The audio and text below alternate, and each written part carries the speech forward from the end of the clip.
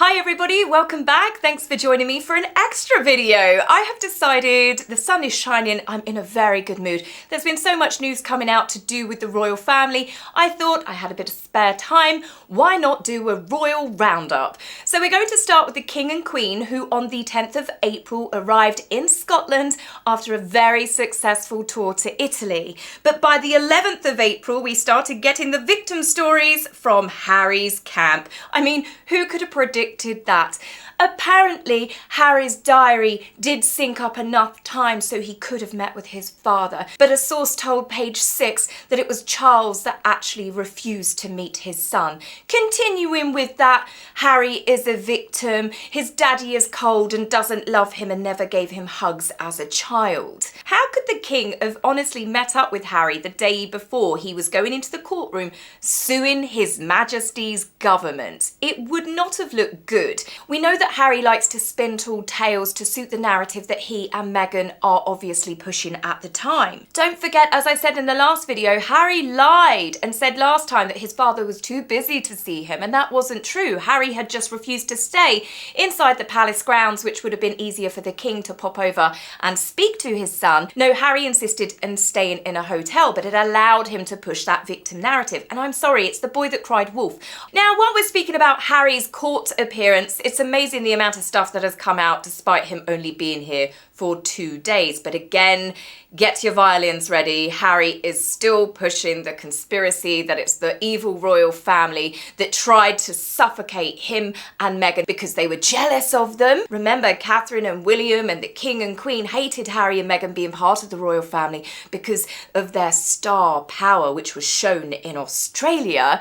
But now we're hearing another side of the story, that the royal family stripped him of his police protection in a way to punish him for protecting my family and putting them first. Yes, those are Harry's words, because Harry has gone to the media to tell his side of the story, and he went to the Telegraph. Now, not only was Harry trying to say that he was being punished, he also turned around and said that it was also done to force him and Meghan back into the UK and into the royal fold. Oh, I'll just bet that all of the royals and all of the staff were so desperate to have those two back. Prince William split the royal foundation to keep Meghan and Harry away from him, from his wife, and from their staff. I'd imagine that Harry and Meghan actually deciding to leave, if it had been handled differently, would have just been nothing but a great relief to many inside the palace walls. Now, as for the royal family stripping their security to punish them or to force them back into the UK, Meghan was so scared, let's not forget, that when she came over for the Queen's Jubilee, she wound down the bulletproof window, ensuring that the waiting paparazzi could get shots of her smugly smiling. And they also refused to travel in the same vehicle with other members of the royal family and chose to go to St Paul's Cathedral on their own. They deliberately made sure that they hung back so they could get their grand entrance, which, as we know, totally backfired on them, because we have lots of footage and lots of photographs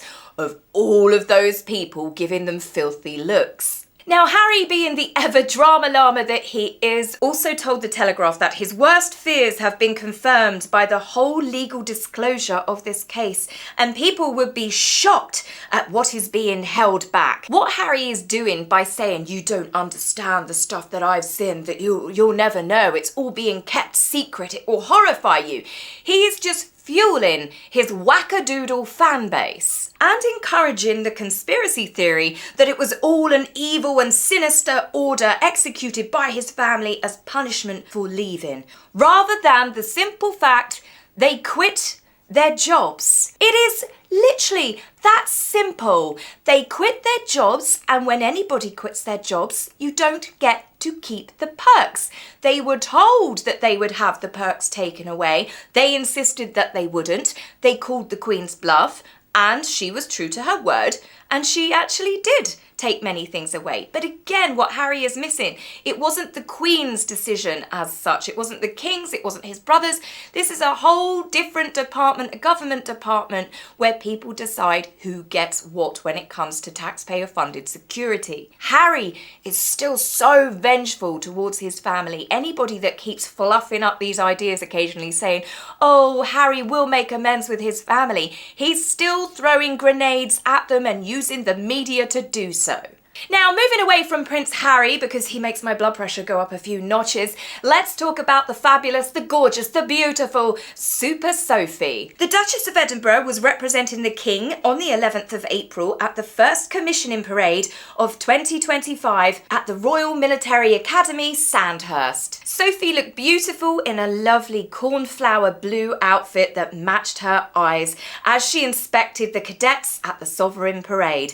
This is her third time that Sophie has taken the salute, having previously attended in 2013 and again in 2019. Sophie also got to go to a very fun royal engagement that I'm sure many of us will be jealous over. She got to go play with lots of Labrador and Retriever puppies in Great Windsor Park. Sophie couldn't help herself as she was surrounded by all of these gorgeous dogs and their younger counterparts. She met with representatives of the Golden Retriever and Labrador Club, which is dedicated to promoting this particular breed of dog. The royals get to attend so many engagements, and some of them are rather boring. It could be cold, it could be windy on a wet day, and they've got to celebrate cutting some ribbons and plaster a smile on their face. But this sort of engagement, how could that not put a grin on anybody's face? So now that I've brought you up with some gorgeous puppies and of course our fabulous Duchess of Edinburgh, I'm going to bring you back down again and maybe raise your blood pressures back up, because we've got another Harry story. A video clip was shared of Prince Harry in Ukraine where he spoke about the mind-blowing rehabilitation that was being provided at the Superhumans Medical Centre in Lviv. The facility is fundraising for enabling the public to buy prosthetic limbs for some of the estimated 12,000 people who have suffered life-changing injuries. The initiative is also supported by Richard Branson, and it is such a shame that Harry has turned into such an odious, obnoxious, arrogant arse, because most people, like myself, I don't want to listen to Harry's voice, especially because people are so tired of him constantly moaning and talking about how hard done by his life is. It doesn't really encourage people to go, hey, look, it's Harry, let's listen to what he's saying. It makes people grab the remote and switch off. Now, of course, Harry doing something for the veterans, well, that was a no-brainer really, wasn't it? Harry has had a lot of bad press recently because of the accusations being levelled at him and the charity that he set up, Centre Barley. Harry is just quite obviously trying to wash his reputation clean after the latest fallout. So it's pretty obvious this was just again for the cameras. Now, speaking of the cameras, let's talk about the brother that everybody loves, and on the 9th of April, Prince William made his TV debut as a football pundit before the Champions League game in Paris between his beloved Aston Villa and Paris Saint-Germain. He appeared alongside football legends Rio Ferdinand and Ali McCoist. It's reportedly led to a mad scramble between Sky News, the BBC, Amazon and some other sporting channels that are now desperate to sign him up for more appearances. He made such a great impression with the fans as well as the two ex-footballers. Fans said that his knowledge of the game and his deep love for his team is genuine for anybody to see. One person said that he gave a better analysis than some of the professional pundits. So after his starring moment, he took to the stands with the rest of the fans and another familiar face. Because it is the Easter holidays, he took his mini-me, his eldest son, Prince George, with him. We saw some beautiful photographs between father and son, often mimicking each other's facial expressions. Prince William has been an avid fan of Aston Villa since his teenage years, and it's so lovely to watch his love for the game and for the team be passed down to his eldest son. Some beautiful core memories were being made, but I will actually let Prince William tell you that for himself. Well, I've got my son here as well, so I'm on best behaviour as well. But I thought, you know what, it's been 43 years since anything like this has happened in my generation as a Villa fan, and I want George to experience a night out away from home in a big European competition. I hope it's not 43 years since the next time it happens, but I think those memories are really important to create, and bringing him along tonight is a big deal for me. Now, from the delightful father and son duo to the delusional diva Duchess, who, despite Harry being 5,000 miles away, dumped off the children yet again. Remember, being a parent and being present for their children is their top priority. I wonder who it was that ended up reading to the children that night. And I'll videotape myself reading it, so whoever's with them or Papa can say, here's Mama reading your bedtime story. So what was Duchess Delusional up to this time that warranted her hiring ex-Secret Service agents, a 4-car motorcade, and also being accompanied by a New York Police Department undercover vehicle with 2 detectives inside to keep her safe? Well, she was in New York and going to the theatre with Brian and Tracy Robbins. He is, of course, the CEO of Paramount. Well, of course, this is Meghan just showing off to her rich and famous friends. Look how famous and fabulous I am. Look at the huge motorcade and the security that I have. They apparently dined at the Polo Bar and then went to the Majestic Theatre to watch Gypsy starring Audra McDonald, rather than catch the tube like lots of other super famous A-lister stars do on a daily basis who travel around New York largely unnoticed. Meghan ensured that she had a ridiculous number of security vehicles to travel the 1.5 miles to the venue, because if she didn't, how would anybody be able to know of her presence? So naturally, Meghan got to meet with all of the cast afterwards, which she was super excited about. And when I say excited, I mean really excited.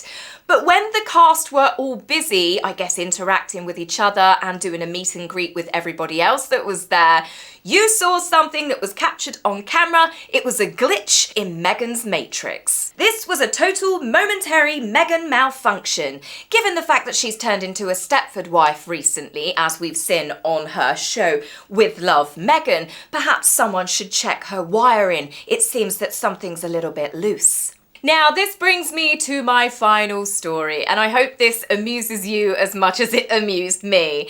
When Meghan, after her failure of trying to trademark American Riviera Orchard, she did that scramble before it got outed in the media, people found out on social media, and she wants us all to forget about American Riviera Orchard, and as ever, cat's out of the bag, guys. This was the plan that she always had. Well, when the story broke, there was a New York-based clothing company that were naturally very upset about this because she stole their name, she didn't even have the decency to tell them, and now that she's getting it trademarked, she could put them out of business. She's no doubt already caused a lot of damage for them with regards to traffic coming to their shop, which is obviously based predominantly online, because if you type in as ever online, what do you think you get? Yes, lots of Meghan's raspberry jam. So when a new t-shirt came out, it didn't take long for people to start posting it on social media. Take a look at this. It was definitely them. I went straight onto their website, which, by the way, all of these t-shirts have now sold out. But it looked like Meghan's claw. And the fact when you scroll down on it, it says as ever jams. But the dead giveaway to know it was definitely making a swipe at Meghan, they're definitely trolling her in my opinion, is when you read the description of the item. A nod to our As Ever Jam series on Spotify, the bootleg concert tee. So not only do you have the mention of the jam, you've got the claw, and then you've got the reference to Spotify, who cancelled Meghan's contract. Some people were a bit unsure, thinking, oh, do you know what? She's in New York. She might have done a team up with them and we'll get a Gwyneth Paltrow style reveal in the next couple of days. But the thing is, Meghan has been pulled apart over the years for having the claw because she uses it to pull Harry about all over the place. She was doing that from the moment that they first started dating. So there's no way that I think that Meghan would sign off on having her claw as the main feature of this t-shirt. But as I said, it's completely sold out, so I hope that perhaps they can start a whole range and make some money off of the back of Meghan, considering that she has potentially ruined future earnings for their company. So I would say to them, well played. Absolutely well played. This is the sort of petty, passive aggressiveness that I honestly live for. This is like when I'm pulling out of a parking space and someone bibs. Do you know what I do? I unbuckle my seatbelt, I put the parking brake on, and then I might even just crack open Twitter. So guys, tell me your thoughts. Do you think Meghan has done a secret deal with them, or do you think that they are trolling her? Give me your thoughts. Have a wonderful weekend, and I will see you soon. Take care. Bye.